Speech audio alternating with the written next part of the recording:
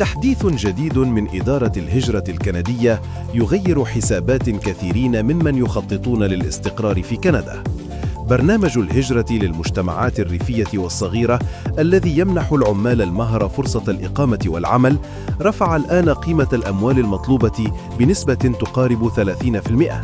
السبب ضمان أن يتمكن القادمون الجدد من إعالة أنفسهم وأسرهم في بيئة جديدة، فالمبلغ المطلوب لشخص واحد ارتفع من 7,963 دولارا إلى 10,507 دولارات، ولأسرة من 4 أفراد قفز الرقم من 15,056 دولارا إلى 19,524 دولارا.